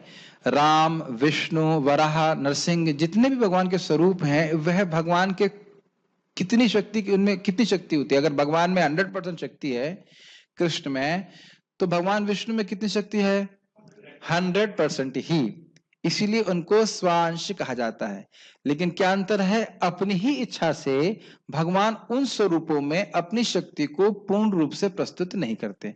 ये नहीं है कि वो भगवान नहीं है या इनके पास शक्ति नहीं है, मैं पहले भी समझा चुका हूं, जिस खाली रिवाइज करा रहा हूं। और विभिन्नांश का मतलब क्या है कि गुणात्मक रूप से वे भगवान के ही जैसे सच्चिदानंद हैं, और भी भगवान के जो गुण है कुछ कुछ मात्रा में जीव में है, लेकिन वो भगवान के समान कभी भी शक्तिशाली हो ही नहीं सकता है। ठीक है, ये असंभव चीज है, हम कभी भगवान बन नहीं सकते। जो भगवान है वो भगवान है, और जो जीव है सो जीव है। Make sense? ओके। इसमें श्रील प्रभुपाद जी ने बहुत सुंदर बात बोली है, कह रहे हैं कि जिस प्रकार से भगवान स्वतंत्र हैं, ऐसे ही जीव भी कुंचित मात्र में स्वतंत्रता को प्राप्त है। और वो क्या स्वतंत्रता है? कि वह या तो माया की सेवा करे या वह कृष्ण की सेवा करे, और कोई स्वतंत्रता नहीं है। क्या स्वतंत्रता है विजय? या तो माया की सेवा करे और या फिर वह कृष्ण की सेवा करे। अब इसमें बहुत सारे रहस्य हैं। अगर हमें भक्तों का संग प्राप्त नहीं है, अगर हम सतगुण में नहीं रहते, तो हम माया, हमारे पास अपनी स्वतंत्रता का उपयोग करने की शक्ति नहीं रहती। ये सब पता नहीं समझ में आ रही है कि बात है नहीं आ रही है, लेकिन ये बड़ी गंभीर बात है। जब व्यक्ति भक्ति करता है तब उसको समझ में आता है कि अपनी स्वतंत्रता का वह कैसे सदुपयोग करे। आकाश, मेरी बातें समझ में आ रही हैं? परशुराम, आपको प्रसाद खाना चाहिए कि भोग खाना चाहिए? क्या उत्तर है परशुराम? आपका नाम परशुराम है? अभी आपसे प्रश्न करेंगे तो फिर उत्तर नहीं दे पाएंगे। आपसे भी प्रश्न करेंगे, आपका नाम भूल रहा हूं मैं भी। परशुराम, आपको भोग खाना चाहिए कि प्रसाद खाना चाहिए? भोग मतलब जो खाना भगवान को अर्पित नहीं है। इसमें क्या मुश्किल है? प्रसाद खाना चाहिए। आपने कहा प्रसाद ही खाना चाहिए। दैट मीन्स एक डिवोटी होने के नाते हम समझ गए कि हमें क्या खाना चाहिए। क्या हम प्रसाद खा सकते हैं कि होटल में जाके भी खाना खा सकते हैं? आपका अपना परशुराम है? क्या परशुराम बताइए? मैं कह रहा हूं कि क्या हम होटल में जाके खा सकते हैं कि हम प्रसाद ही खा सकते हैं? क्या हम बाध्य हैं प्रसाद खाने के लिए? बाध्य समझते हैं? क्या हम मजबूर हैं प्रसाद खाने के लिए? नहीं समझ पा रहे हैं। आप बताओ, आप बताओ, आपका नाम भूल गए, नाम क्या है? नयानंद। नयनानंद, क्या आप बाध्य हो प्रसाद खाने के लिए? अरे यार, आपको बुद्धि नहीं। हम लोग बाध्य नहीं है। बाध्य मतलब मजबूर नहीं है। होटल में भी खा सकते हैं और प्रसाद भी ग्रहण कर सकते हैं, लेकिन भक्तों के संग में आकर के अब हमारे पास बुद्धि है कि हमें भगवान का प्रसाद ही ग्रहण करना चाहिए। आप समझ में आई बात? यानी कि स्वेच्छा तो हमारे पास है, लेकिन उस स्वेच्छा का कैसे उपयोग करना है ये भक्तों के संग में आके वो सीखते हैं। सुबह 4 बजे उठना चाहिए कि 10 बजे उठना चाहिए? 10 बजे उठना चाहिए। हम बाध्य नहीं है सुबह 4 बजे उठने के लिए, लेकिन अपनी स्वेच्छा का प्रयोग करना सीख रहे हैं ताकि हम भगवान की सेवा करना सीखें। ये कब हो पाता है? जब भक्तों का संग करते हैं। नहीं तो पता ही नहीं है, इजंट इट? बाहर के लोगों को तो पता ही नहीं है कि कितने बजे क्या खाना चाहिए या नहीं चाहिए, खाना चाहिए। समझ में आ रहा है ना मेरी बात? ये बात बोल रहे हैं। अब इसे और क्यों स्वतंत्रता भगवान ने दी है? यदि हम स्वतंत्र ना हो तो हम भगवान से प्रेम नहीं कर सकते। आकाश, आप समझ पा रहे हो बात? For love there has to be independence. तो इसलिए यह प्रश्न नहीं करना चाहिए अरे भगवान ने हमें क्यों भेज दिया, अरे हमें स्वतंत्रता दी ही क्यों? नहीं तो हमारा भगवान से प्रेम हो नहीं पाता। प्रत्येक जीव का आत्मा रूप में अपना व्यष्टित्व और सूक्ष्म स्वातंत्र होता है। ये बातें समझ में आ रही हैं? उद्धव द्वारकाधीश प्रभु समझ में आया? व्यष्टित्व समझ में आया? आपको समझ में आया है क्योंकि आप ही बात ध्यान दे रहे हैं, क्योंकि मैंने आपका ही नाम पुकारा है, मुरारी को नहीं बुला रहा हूं। और मुरारी हंस रहा है। क्यों मुरारी हंस रहा है? क्योंकि मुरारी का नाम ले रहा हूं। आप क्यों नहीं हंस रहे हो? क्योंकि आपका नाम नहीं ले रहा हूं। मेरी बातें समझ में आ रही हैं आपको? कृष्णा, जब मैंने बोला कृष्णा तो कृष्णा ही हाँ कर रहे हैं। पांडे जी, आप देख रहे हैं बोला जा रहा है सबको, लेकिन एक व्यक्ति जिसका जो नाम है वही उसको हाँ ना कर रहा है। इसे कहते हैं व्यष्टित्व। मैं हूं और मैं अन्यों से अलग हूं। समझ में आ रहा है? राम नाम है ना, राम सुंदर। यस। इसे कहते हैं व्यष्टित्व। आपका व्यष्टित्व आपका एक स्पेशलिटी है। कृष्ण को आपकी व्यक्तिगत सेवा से एक विशेष सुख मिलता है। ये बहुत अद्भुत बात है। ये बड़ा सुंदर है। जूम में जब मैं किसी एक भक्त को देख तरफ मुस्कुराता हूं तो बाकी सब लोग सोचते हैं ये प्रभु जी मेरी तरफ देख के मुस्कुरा, वो भी मुस्कुराने लग जाते हैं। हमने कहा ये तो हमने बहुत जगह तो भी कर दिया, कृष्ण भी ऐसे करते हैं। अभी मैं कल पढ़ रहा था कि द्वारका में सारी रानियां कृष्ण को खिलाने के लिए चलती हैं और हर रानी सोच रही है कि मैं खिला रही हूं सबसे पहले। ऐसे गोपियां भी सब दौड़ते हैं कृष्ण को खिलाने के लिए और हर गोपी यही देख रही है कि मैं ही खिला रही हूं, बाकी लोग नहीं खिला पा रहे और कृष्ण खा भी रहे सबके सब। तो जब जूम ऐसा कर सकता है तो कृष्ण क्यों नहीं कर सकता? कितना सुंदर। आप सोचिए आप कृष्ण संग बैठे हैं और आप ये देख रहे हो कि केवल कृष्ण मेरे से ही खा रहे हैं और देखो बाकी लोग से तो खा ही नहीं रहे। हम सब मान लो ग्वाल बाल हैं और कृष्ण की तरफ दौड़ रहे हैं। फर्स्ट कौन आएगा? हर आदमी फर्स्ट आएगा और बाकी सब लोग पीछे होंगे। मैं भी कृष्ण को पहले छूंगा और ये भी कुणाल भी छुएगा सबसे पहले और प्रभु जी भी छुएंगे और समुद्र प्रभु छुएंगे और सबको लगेगा कह रहे बाकी लोग तो पीछे रह गए। कृष्ण इतना प्रेम कर सकते हैं, इतने पर्सनल हैं, तो कौन मायावादी बनना चाहेगा? मूर्ख होगा जो मायावादी बनना चाहिए। ठीक है। और सूक्ष्म स्वातंत्र का मतलब क्या है? या तो हम कृष्ण के संग सेवा करना चाहें या फिर माया की सेवा करना चाहिए। माया के पुरस्कार देती है जूता। जूता समझते हैं ना, जूते से मारता वो। और कृष्ण क्या करते हैं? कृष्ण प्रेम देते हैं। ठीक है। जो हम जूता खाने की स्वतंत्रता है या फिर प्रेम स्वीकार करने की। इसी स्वातंत्र के दुरुपयोग से जीव बद्ध बनता है और उसके सही उस उपयोग से वह मुक्त बनता है। ये लाइन समझ में आ रही है? ये सारी ट्रेनिंग किस लिए है? ये श्रवण क्यों किया जा रहा था? कि हम सीखें कि हम अपनी स्वतंत्रता का प्रयोग कैसे करते हैं। अगर हमने वैष्णव संग किया है, भक्तों का संग किया है, तो पहली चीज ये है कि इतनी अकल आ जानी चाहिए कि हमें करना क्या है। अगर इतनी अकल नहीं आई है तो मतलब ये हमने ठीक से संग किया नहीं।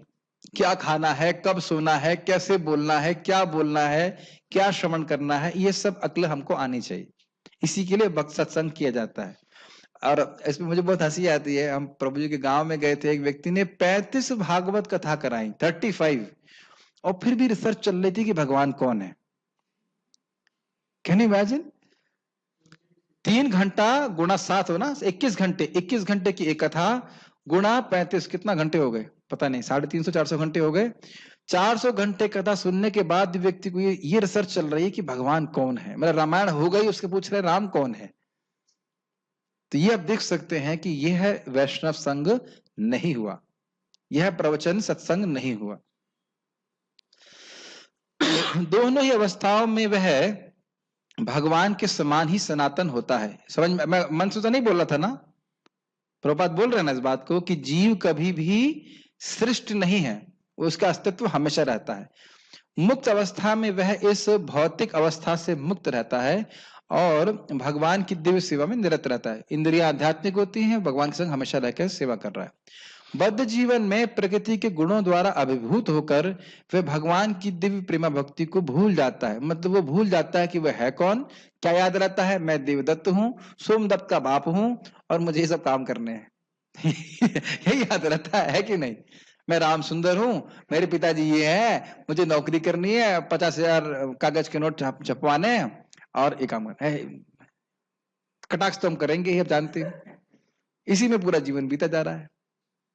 कौन कौन समझ रहा है कि मैं कृष्ण का भगवान का अंश हूं, मुझे भगवान के पास वापस जाना है। राजकुमार, आपके लड़के को आपके संग रहने में कुछ पेमेंट करना पड़ता है? आपके बच्चे जो हैं वो आपके संग रहते समय कुछ पेमेंट करने पड़ता है? ऐसे ही रह लेते हैं आपके संग? क्यों रह लेते हैं अपने से? आपने आपके बच्चे आपके संग आराम से क्यों रह लेते हैं?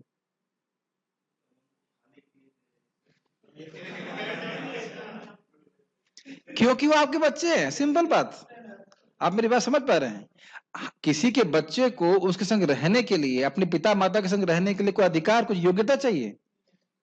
यही तो हम लोग गधे, मैं ऐसा शब्द यूज नहीं करना चाहता, हम गधों को समझ में नहीं आ रहा है, अब इंक्लूडिंग माई सेल्फ, कि भगवान के धाम जाने की कोई योग्यता नहीं चाहिए। केवल इतना योग्यता होना चाहिए कि मुझे भगवान के धाम जाना है। ये सारी साधना इसलिए कर रहे हैं ताकि हमको हम जाना चाहें। मोस्ट ऑफ द टाइम तो हम जाना ही नहीं चाहते, या एटलीस्ट इस जन्म में नहीं जाना चाहते। केवल कृष्ण की सेवा करनी पड़ेगी, अपने लिए कोई टाइम नहीं रहेगा। No private time for myself. ये सब भावना हमारे मन में रहती है, ये डर रहता है। लेकिन भक्त बहुत उत्साहित रहता है। मैं आज बहुत उत्साहित था, हमने कहा कभी भी जाएं, जाएंगे तो ना इस जन्म में जाए, अगले जन्म में जाए, कहीं पे भी जाए, अपना काम है भक्ति करना। अब वो कब कृष्ण लेके जाएंगे वो उनके ऊपर है, और जिस दिन लेके जाएंगे उस दिन तो 1 सेकंड लगेगा।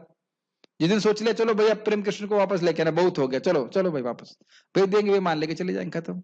तो इतना चिंता क्या करना कब जाना है, हमारी चिंता ये है कि हमें कृष्ण की सेवा करनी। फलस्वरूप उसे अपनी स्थिति बनाए रखने के लिए इस संसार में अत्यधिक संघर्ष करना पड़ता है। एक लाइन समझ में आ रही है, कृष्ण की सेवा को भूला हुआ है इसीलिए माया पिटाई कर रही है। कृष्ण की सेवा को में लग जाएगा तो माया छोड़ देगी तुरंत उसको। एकदम एकदम सीधी सी विज्ञान है। जैसे मैं आज ये भक्त को समझा रहा था कि बेटा तू भजन करना चालू कर, भक्ति करेगा तो अब मैं देखना भौतिक जीवन बहुत आसान हो जाएगा। अगर तुम भक्ति इधर छोड़ दोगे, कहो कि मैं भौतिक जीवन को मैनेज करूं, तो माया के पास तुम्हारे मैनेजमेंट को तोड़ने की बहुत अच्छे मैनेजमेंट है। वो एक के बाद एक परेशानी देती रहेगी, वो परेशानी कभी समाप्त नहीं होती। अभी देखो मेरे पेट का प्रॉब्लम था, वो पेट का प्रॉब्लम समाप्त था तो बुखार हो गया, अब बुखार का प्रॉब्लम हुआ तो कान का प्रॉब्लम शुरू हो गया। तो यह प्रॉब्लम तो देती ही रहेगी, अगर इधर ध्यान देते रहेंगे तो कभी भजन नहीं कर पाएंगे। आप कहो कि ये सेटल हो जाए और ये बच्चे सेटल हो जाए और ये हो जाए और वो हो जाए, आप ही सेटल हो जाओगे, भक्ति सेटल नहीं होने वाले। माया का कार्य ही है कि लगातार एक के बाद एक प्रॉब्लम देती रहे, कभी प्रॉब्लम सॉल्व नहीं होने वाली है। Make sense? न केवल मनुष्य तथा कुत्ते बिल्ली जैसे जीव अपितु इस भौतिक जगत के बड़े बड़े नियंता यथा ब्रह्मा शिव तथा विष्णु तक परमेश्वर के अंश है। ये जानते हैं विष्णु मतलब भगवान के स्व अंश हैं, वो भगवान से भिन्न है। ये सभी सनातन अभिव्यक्तियां हैं, क्षणिक नहीं। यानी कि ब्रह्मा जी भी शिव जी भी सभी सब सनातन हैं। कर्षति यानी संघर्ष करना शब्द अत्यंत सार्थक है।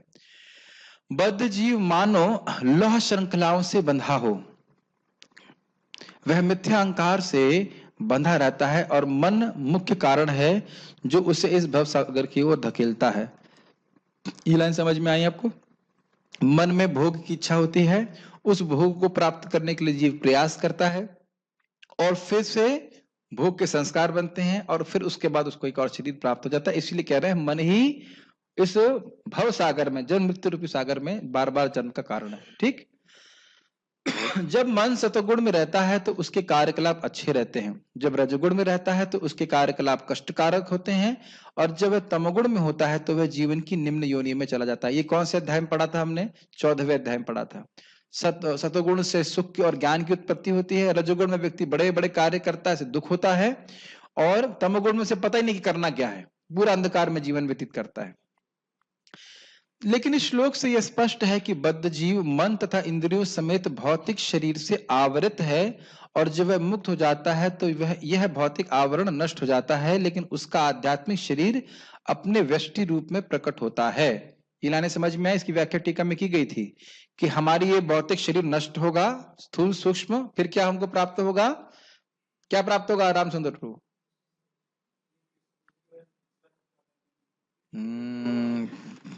क्या प्राप्त होगा? अगर स्थूल शरीर और सूक्ष्म शरीर नष्ट हो जाएगा तो फिर क्या होगा? आध्यात्मिक स्वरूप प्राप्त होगा, आध्यात्मिक शरीर प्राप्त होगा, जो उसके द्वारा हम भगवान की सेवा कर पाएंगे। ठीक?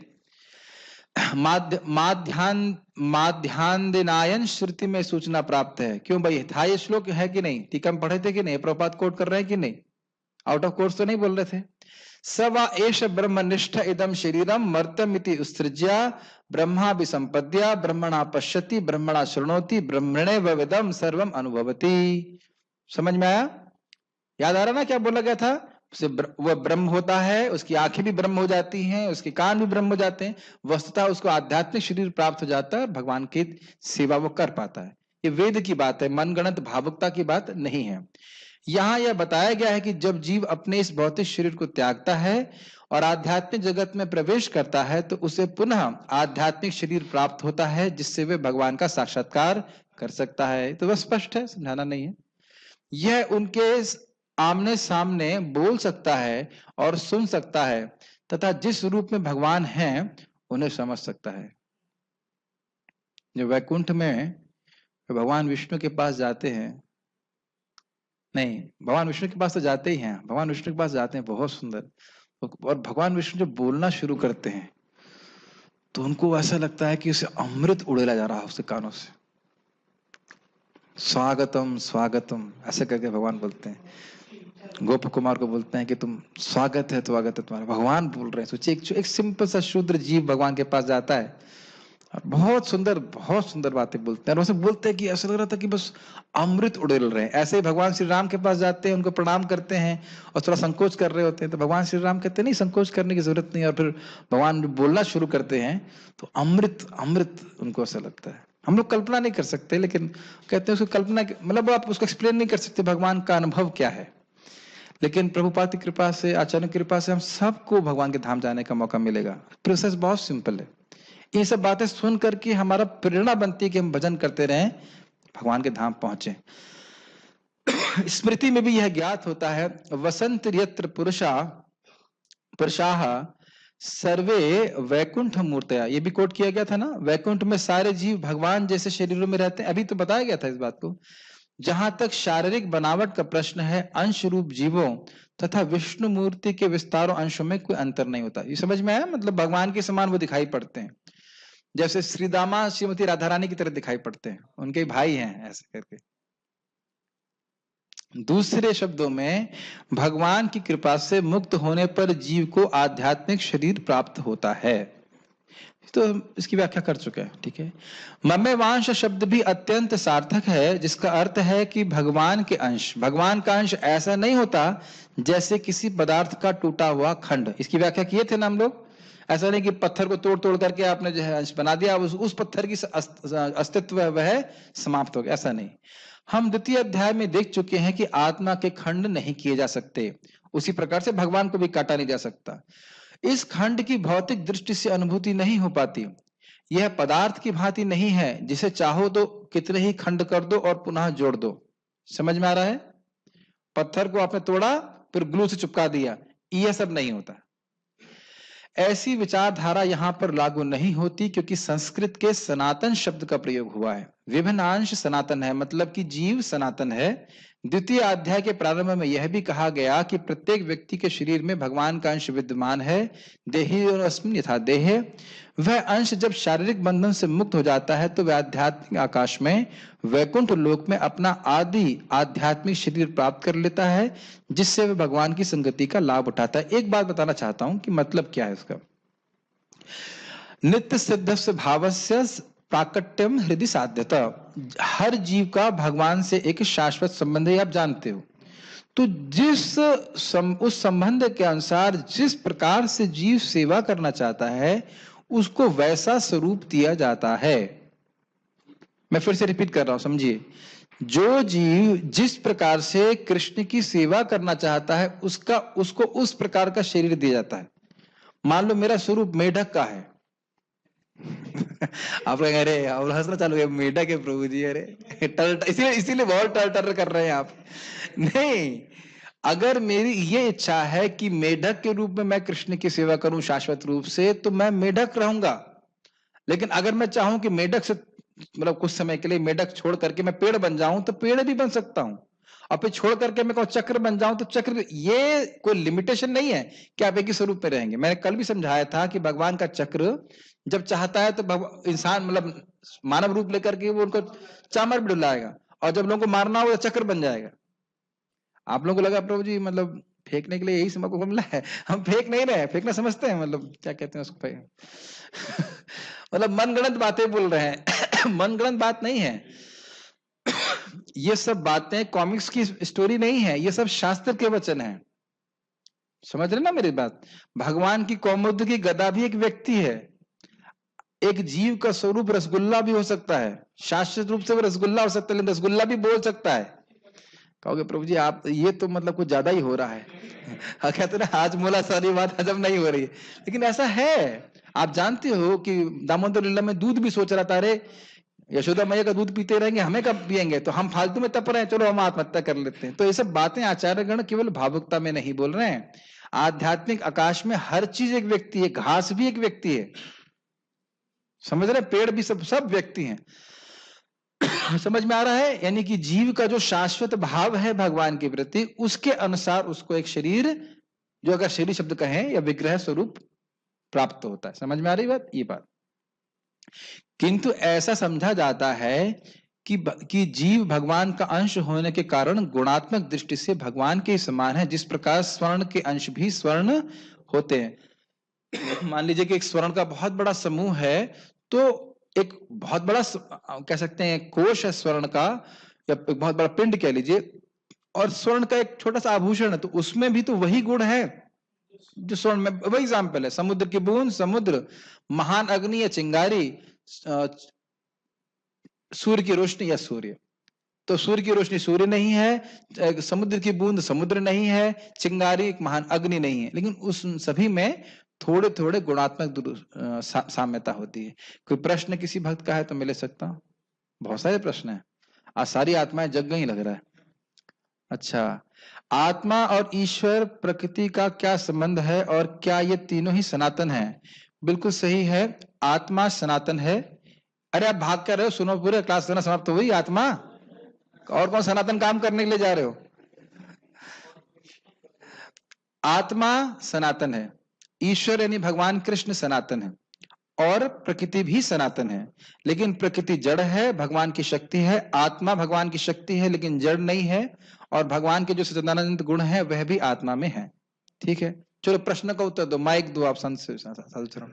आप तो जब प्रश्न होता है तो लोग उठना चालू कर देते हैं, तो पता ही है सारे प्रश्नों का उत्तर। चलो अगला प्रश्न करते हैं। बृहद भागवत हम कहां से पढ़ सकते हैं? वेदाबेस इंस्टॉल कर लीजिए और उसमें फ्री है ये, उसके लिए अलग से आपको बता देंगे। क्या जीवात्मा बिना शरीर के रह सकती है? क्या उत्तर है साधु शरण प्रभु? रह सकती है, हाँ। अभी क्या उत्तर दिया था? नहीं। आत्मा भौतिक जगत में भौतिक शरीर लेके रहती है, आध्यात्म हंसो मत, ठीक है, और आध्यात्मिक जगत में आध्यात्मिक शरीर के साथ रहती है। अब प्रभु जी कह रहे हैं कि ब्रह्म ज्योति में भी रह सकती है। देखिए, ब्रह्म ज्योति में रह सकती है, लेकिन वो उसका एक स्थायी स्थान नहीं है, वहां पे रह के खुश नहीं रह सकती। ठीक है, आगे क्या पढ़े? मायावाद ब्रह्मवाद का हमने वर्णन कर दिया। उसके बाद जीव भगवान का अंश इसलिए कहलाता है क्योंकि, ठीक है, ये भी इसकी व्याख्या कर चुके हैं। आध्यात्मिक शरीर क्या आत्मा से अलग होता है? इसको समझना बड़ा कठिन है, क्योंकि देखिए आध्यात्मिक वास्तविकता का धारणा करना बहुत मुश्किल है। यहां पे आचार्य गण स्पष्ट रूप से बता रहे हैं कि एक आध्यात्मिक शरीर दिया जाता है, और ये शब्दों की बनावट है। आध्यात्मिक जगत की सत्यता को शब्दों में समझाना बड़ा कठिन है। तो जो हम समझ सकते हैं उस तरह से शब्दों का प्रयोग किया जाता है। आप मेरी बात समझ पा रहे हैं? यहां आप कह सकते हो कि मेरा हाथ है, क्योंकि मेरा हाथ जड़ है और मैं चिन्मय तत्व हूं। लेकिन अब वहां आपका हाथ कैसा है, इसको समझना बड़ा कठिन है। इसलिए समझाने के लिए हमें बोला जा रहा है कि हमें आध्यात्मिक शरीर दिया जा रहा है, और इसी कारण से द्वैतता पे आधारित प्रश्न यहाँ पे किया जा रहा है कि मैं और मेरा शरीर, क्या इस प्रकार का द्वैत आध्यात्मिक जगत में भी है? तो क्या उत्तर है? उत्तर है नहीं।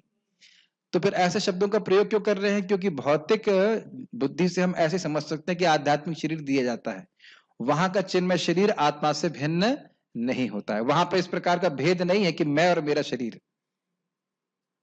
लेकिन इसको अनुभव हम तभी कर पाएंगे जब हमको मतलब प्राप्त होगा। ओके, क्या जीव नरक में भी भगवान की सेवा कर सकता है? हाँ, वो उसको अगर भक्त कर रहा है तो वह नरक में जाकर के हरे कृष्णा कीर्तन करके उनका उद्धार कर सकता है। ये प्रश्न एक थियोरेटिकल प्रश्न है कि जो व्यक्ति, हमने क्या सुना था कल, जिसकी जीव ने एक बार भी नाम उच्चारण कर दिया वो कभी नरक नहीं जा सकता। तो यह प्रश्न पता नहीं क्यों आ रहा है, ऐसे कौतूहल में आ रहा है। कोई बात नहीं, अच्छा प्रश्न है। तो आप लोग अगर जाना भी चाहते हैं तो यमराज जी के हाउस प्रोग्राम में जा सकते हैं, और जाते भी है। नारद जी कभी एक बार गए तो नारद जी के शरीर से छू के जो हवा जा रही थी उसी से नरक के प्राणियों को उद्धार हो गया। दशरथ भी इसी प्रकार से, भगवान दशरथ जी भी उनके शरीर से जो हवा छू के जा रही थी उसी से उद्धार हो गया लोगों का।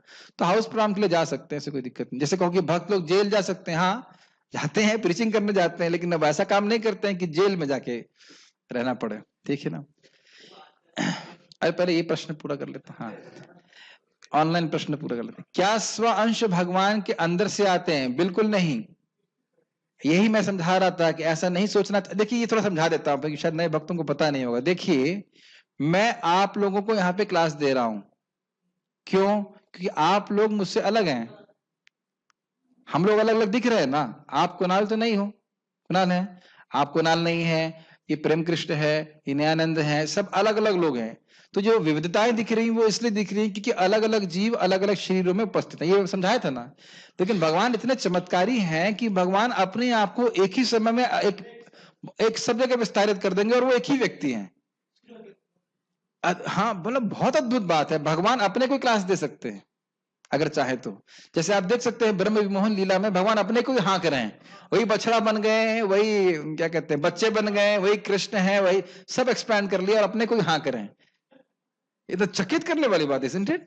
तो ये जो भगवान के स्वांश हैं ये सब भगवान ही है एक ही समय में। इनको ऐसा नहीं सोचना चाहिए कि उनसे आए हैं निकले हैं, ऐसा नहीं, वह भी भगवान की तरह ही सनातन है। अब क्यों है इसका थोड़ा मुझे समय दीजिए, क्योंकि कुछ जीव भगवान को श्री राम के रूप में ही देखना चाहते हैं शाश्वत रूप से, कुछ लोग भगवान विष्णु के रूप में देखना चाहते हैं, कुछ लोग वराह के रूप में देखना चाहते हैं। तो इस कारण से भगवान अपने आप को विभिन्न स्वरूपों में विस्तारित करते हैं, लेकिन यह मत सोचिए कि वह किसी समय में करते हैं, वो हमेशा इस प्रकार से रहते हैं। इंग्लिश में क्या, हिंदी में अनुवाद करना पड़ेगा। जब जीव मुक्त हो जाता है तो क्या जीव को अपनी आध्यात्मिक शक्ति अपने आप प्राप्त हो जाती है, जैसे योगियों को सिद्धियां प्राप्त हो जाती हैं? ओके, ये बहुत अच्छा प्रश्न है। मैं बड़ा खुश हूं। क्यों खुश हूं? कि बृहद भागवतामृत से सारे उत्तर धड़ धड़ धड़ धड़ दे सकता हूं मैं। तो वहां स्पष्ट लिखा है, वैकुंठ में जाते ही सारी आध्यात्मिक सिद्धियां जो आप करना चाहते हो वो कर सकते हो। Can you imagine that? जो चाहो करना चाहते हो। मान लो आप कहो कि मैं मतलब मुक्त होने के बाद कि मैं पेप्सी में जॉब करूं, तो कर सकते हैं आप। नहीं, कहने का मतलब यह है कि जो चाहो कर सकते हो आप। कैन सिंपल सी बात सोचो, जो चाहो वो कर सकते हो। वैकुंठ में पहुंचने के बाद आपको ये अपने आप ही मिल जाता है, जो चाहो, एनीथिंग। ऑब्वियसली आप भगवान की सेवा के अलावा कुछ नहीं करना चाहते, लेकिन आप जो चाहे वो कर सकते हैं। Can you imagine that freedom? कुछ भी चाहो। अच्छा है कि हमें सिद्धि प्राप्त नहीं, क्योंकि बहुत बुरी बुरी चीजें भी चाहते हैं अभी, लेकिन कुछ भी चाहो, क्या फ्रीडम है, जो चाहो वो कर सकते हो। अब मैं आपको और बातें बोलूंगा तो दिमाग बाउंस कर जाएगा। गोप कुमार नारद जी को वैकुंठ में भी मिलते हैं, वो उनको अयोध्या में भी मिलते हैं, और उनको वहां पे भी मिलते हैं, द्वारका में भी मिलते हैं। तो कहते ये क्या है? तो कहते जैसे भगवान अपने आप को विस्तार करते हैं, ऐसे हम भी हर जगह अपने आप को विस्तार करते, भक्त भी। जैसे अर्जुन हमेशा नित्य द्वारका में भी है, और भगवान जहां लीला कर रहे हैं हर जगह जगह वहां पे भी है। सारे डिवोटी सब पर लागू। इधर बोल रहे जो चाहे वो कर सकते हो। यस। और दूसरा प्रश्न है कि क्या सिद्ध लोग भौतिक शक्तियां ही रखते हैं? यस, उनके पास आध्यात्मिक शक्तियां नहीं होती। भविष्य में प्रभु जी बृहद भागवतामृत पर कथा करने की यस, ठीक है, करेंगे करेंगे। अब मेरे अकाउंट में 10,000 रुपये जमा कर देना। नहीं नहीं, इसकी जरूरत नहीं, इच्छा है, समय है, होगा तो जरूर करेंगे। क्या जीव अपने प्रयास से भगवान के धाम पर जा सकता है? देखिए, ये बहुत जरूरी है। जीव को अपनी तरफ से प्रयास करना होगा, लेकिन अपने प्रयास मात्र से भगवान के पास नहीं पहुंच सकता। हमने देखिए टीका में स्पष्ट पढ़ा था, भगवत संकल्प से उसको आध्यात्मिक शक्ति प्राप्त होती है। लेकिन दोनों ही बातें हैं, हमें अगर हम प्रयास नहीं करेंगे तो भगवान की कृपा भी नहीं होगी। आप जानते हो दामोदर लीला से 2 बातें थी, भक्त का प्रयास और भगवान की कृपा। लेकिन अच्छी बात यह है कि यदि आपने हट कर लिया कि मुझे कृष्ण को प्राप्त करना ही है, तो आप ही जीतोगे। मैं फिर से रिपीट कर रहा हूं, अगर आपने सोच लिया कि मुझे भगवान को प्राप्त करना है, मेरी जिद है, तो आप ही जीतोगे। ये इस लड़ाई नहीं कह सकते, इस कंपटीशन में भगवान पहले से हारे रहते हो। वो खाली बस देखते हैं कि कितना हट कर रहा है। ये बात समझ में आ रही है? इसे कहते हैं भृत्य वश्यता। यही दामोदर लीला में सिखाया। वो थोड़ा आपको वेट कराएंगे, लेकिन पहले हारे रहते हो कि मुझे भक्त से हारना ही है। तो अगर भक्त ने संकल्प ले लिया कि मुझे भगवान की प्राप्ति करनी है, चाहे कुछ भी, चाहे कितने जन्म लग जाए, तो आपको प्राप्त होंगे ही। Make sense? आपकी जीत पहले से निर्णय हो चुकी है, आपका निर्णय पहले ही से हो चुका है, क्योंकि कृष्ण भी चाहते हैं कि आप अपने उनके पास वापस चले जाए। धन्यवाद प्रभु जी। ठीक है, इसका उत्तर बताइए क्या दूं? ठीक है, और यहाँ पे किसी भक्त का प्रश्न था नयानंद, माइक पे बताइए।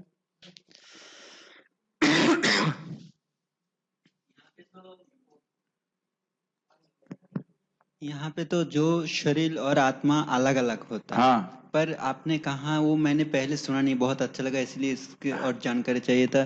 चिन्मय जगत में जो आध्यात्मिक शरीर मिलता है वहां पे, हाँ, ये भेद नहीं होता है वहां पे, आत्मा और अपने शरीर का भेद नहीं होता है, वह शरीर भी पूरी तरह से चिन्मय होता है। लेकिन फिर भी आप कहेंगे अच्छा वह शरीर मतलब वो शरीर आत्मा से अलग होगा, नहीं।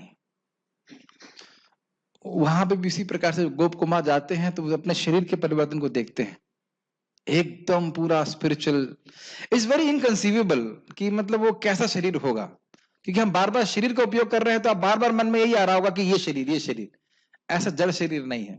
अब कुछ चीजों का अनुभव या बहुत सारी चीजों का अनुभव जो है वो अनुभव के द्वारा ही हो सकता है, उसको शब्दों में बांधा नहीं जा सकता। स्वयं गोप कुमार कहते हैं कि मुझसे अपराध हो रहा है क्योंकि वैकुंठ की बातों को मैं भौतिक शब्दों में कहने का प्रयास कर रहा हूं लेकिन संभव नहीं। जैसे कहो कि कृष्ण का चरण कैसा है, कमल जैसा, ये एक अपराध है।